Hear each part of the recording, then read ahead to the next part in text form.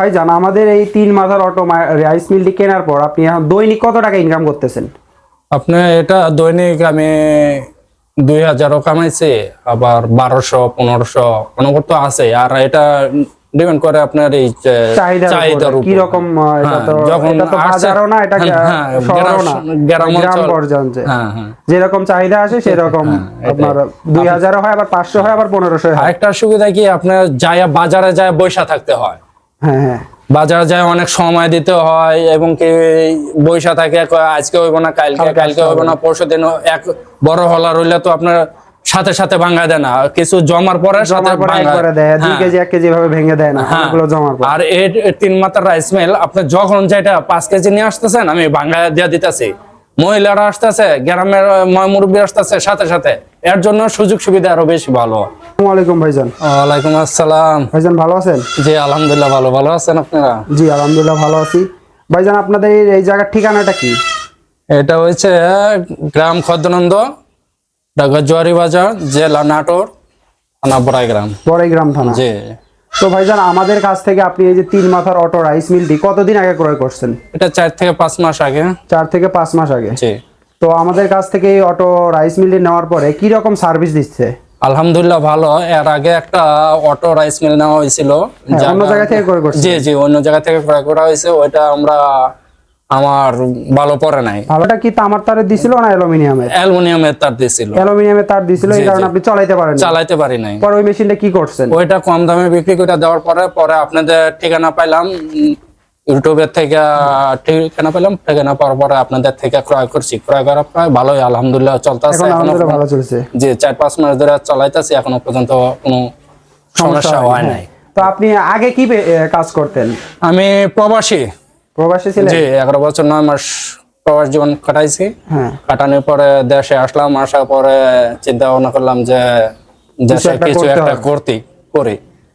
করার পরে চিন্তা ভাবনা করলাম যে একটা অটো রাইস মিল। তারপরে এটা মাথায় আসলো। জি আলহামদুলিল্লাহ, এটা নিয়ে তো আপনি এখন আলহামদুলিল্লাহ এটা বলার মতন না। যাই আলহামদুলিল্লাহ, অনেক ইনকাম আলহামদুলিল্লাহ ভালোই চলতেছে। তো এইটা আপনি হলো ধান কি রকম ভাঙানো যায় ঘন্টায়? 5 থেকে 6 মণ ধান আসে। 5 থেকে 6 মণ ধান একদম ফ্রেশ। এটা দ্বিতীয়বার আর কোনো দিতে হয় না। প্রথমে একবার দিলেই আপনি পুরা, আর হলো আপনার ঝাড়া লাগে না। এটা ঝাড়াও লাগে না। আপনি চাউল দিলেন, দেওয়ার পরে আপনি একবার নিয়ে ওই মেলে থেকে নিয়ে আপনি ধুইয়া পাক করতে পারবেন। মেলে থেকে ধুয়ে নিয়ে পাক করা যাবে, আর কিছু করতে হইব না। আর হলো আপনার এই যে হলুদ মরিচ, এগুলো কি রকম ভাঙাচ্ছেন? হলুদ মরিচ আলহামদুলিল্লাহ এটা প্রতি আমি শুক্রবারে ভাঙাই। প্রতি ঘন্টা আপনার 15-16 কেজি, 20 কেজি, 30 কেজি করে চাহিদার উপরে ডিপেন্ড করে। কিন্তু ঘন্টায় করা যায় কতটুকু আপনার আইডিয়া অনুযায়ী? এটা 1 মণ। 1 মণ হলুদ মরিচ এটা করা যায়? বেশি করা যায় কিন্তু চাহিদার উপরে। গ্রাম অঞ্চলে তো একবার অতটা আসে না, যখন আসে তখন ভেঙে দেন। তো এই মেশিনের কি কি পার্টস আপনি এই যে 4-5 মাস ব্যবহার করলেন, কি কি পার্টস নষ্ট হলো? কিছুই নষ্ট হয় নাই। কিছুই নষ্ট হয়নি? না, নতুন মেশিন অবস্থার সাথে যা পাইছেন তা দিয়ে চালাচ্ছেন এখন? ওইটাও লাগাই নাই। ওইটাও লাগান নাই? এক্সট্রা যে পার্টস দিয়েছে মেশিনের সাথে ওইটাও লাগান না? না, ওইটাও লাগাই। অনেকে মনে করেন 1-2 মণ ধান না ভাঙাইতে বলে ভাই আমার নেট ভেঙে গেছে, ব্লেড ভেঙে গেছে। এটা ওরা চালাইতে পারে না, যার কারণে এটা হয়তো এরকম হইতে পারে। কিন্তু আমি তো এরকম কিছু পাই না। আপনার তো আলহামদুলিল্লাহ প্রতিদিনে থাকেই। হ্যাঁ আলহামদুলিল্লাহ প্রতিদিন আসছেন, দেখতাছেন এই তো অবস্থা, দেখলাম কিরকম চাহিদা। তো অনেকেই মনে করেন 2 মণ ধান না ভাঙাইতেই বলে যে আমার নেট ব্লেড ক্ষয়ে গেছে ভাই। না, এটা যদি আপনার চালানের মধ্যে ভুল ভ্রান্তি করে তাহলে তো হইতেই পারে। এটা আমার তো এটা তো মেশিনের চালানোর উপরে নেট ব্লেডটা যায়। এটা মূলত নেট ব্লেডের কোনো সমস্যা না, মেশিনেরও কোনো সমস্যা না। আমি দেখা দিই, আপনারা দেখেন তাহলে যে কি এরকম। আমি তো এখনো 5-6 মাস হয়ে চালাচ্ছি, এখনো কোনো ব্লেড এক্সট্রা যেগুলো দিয়েছেন ওগুলো ওইভাবেই আছে? ওইগুলো ওইভাবে আছে। তো এটা যে অনেকেই বলে যে ভেজা চালটা অনেকেই বলে, যেটা ওই যে গ্রাম অঞ্চলে পিঠার জন্য যে ভেজা চালটা, এটা অনেকেই বলে যে আমাদের ফিনিশিং হয় না। এটার রহস্যটা কি? ফিনিশিং হয় না, আমরা তো দেখলাম আপনি একদম আমি তো একবার ফিনিশিং করে দিয়েছি। কিনতে পাওয়া যায় তার থেকে অনেক ভালো ফিনিশিং হয়েছে। এটা আমি করতেছি, আমি রয়েছি, এবং কি সন্ধ্যা পর্যন্ত ভাঙায় আমি ডেলিভারি দিতে পারি নাই, এত চাহিদা ছিল। কারণ আমরা তো মনে করেন আমাদের এলাকায় পিঠা চিড়া খায় অতিরিক্ত। এটা নাম কার রাখে, ঢাকায় মানুষ পিঠা চিড়ার লাগে রাজা। ঠিক আছে, যার কারণে এটা হলো আপনার ভেজা চালটা একদম ফিনিশিং হয়, আমরা তো দেখলাম। আপনি দেখলেনই তো ফিনিশিং, কারণ এটার রহস্য আছে আবার একটা, আপনি যখন ভিজাইয়া সাথে সাথে আইনা দেওয়া যাবে না, ভিজাইয়া সাথে সাথে এনে দেওয়া যাবে না, না ভিজাইয়া একটু শুকাইতে হইব, আবার একবারে শুকানি না, চাউলটা যাতে একটু থেকে রসটা বা পানিটা বের করে নিতে হবে, তারপরে দিলেই হবে, তারপর একদম ফিনিশিং হয়ে যাবে। তো ভাইজান, আপনাদের এই যে মেশিনটা চালাচ্ছেন, এই যে মেশিনটা, এইটা মূলত আপনি কি বাসার লাইনে চালাচ্ছেন না এটার জন্য আলাদা কোনো লাইন দিয়েছেন? কোনো আলাদা কোনো লাইন করা হয় নাই, বাসার জন্য লাইন করা হয়েছে। বাসা 220 লাইনে চলতেছে, 2 পিস লাইনে চলতেছে, কোনো 440 নাও লাগবে না। না না 440 লাইন লাগবে না, 3 পিস লাইনও লাগবে না, 2 পিস। অনেকেই বলে যে এটা নেওয়ার পরে বিদ্যুৎ অফিস থেকে ঝামেলা করে। না, আমাকে আজ পর্যন্ত বিদ্যুৎ অফিসের থেকে ঝামেলা করে না, কোনো কিছুই করে নাই, এখনো পর্যন্ত চালাচ্ছি আলহামদুলিল্লাহ, চলতেছে 4-5 মাস ধরে, কোনো সমস্যা হয় না। তো এটার বিল কি রকম আসে? আপনি মাসে তো মোটামুটি ভালোই চালান। হ্যাঁ, 4-5 মাস চালাচ্ছে। বিল আপনি যখন আমি চালানোর উপর বেসিস করে বিলটা আসে, 1000 টাকা বিল আসছে। 1000 টাকা হচ্ছে কি রকম চালাইছেন? আমি সকাল থেকে সন্ধ্যা পর্যন্ত চালাইছি, 1200 টাকা কম, এরকম 1200 টাকার কম সকাল থেকে সন্ধ্যা পর্যন্ত চালাইছেন। যখন আরো চাহিদা কমে যাবে সেক্ষেত্রে আরো কম আসবে।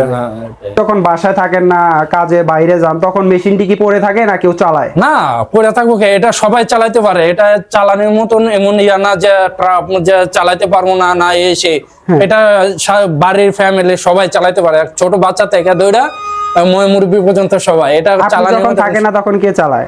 আমি যখন থাকি না, আমার ওয়াইফ আছে, আমার আম্মু আছে, আমার বাবা আছে, ছোট ভাই আছে, সবাই চালায়, যে কোনো সবাই চালাতে পারে, এটা কোনো সমস্যাই না। তো ভাইজান, এই মেশিনটা নিয়ে আমাদের দর্শকের উদ্দেশ্যে কিছু বলেন।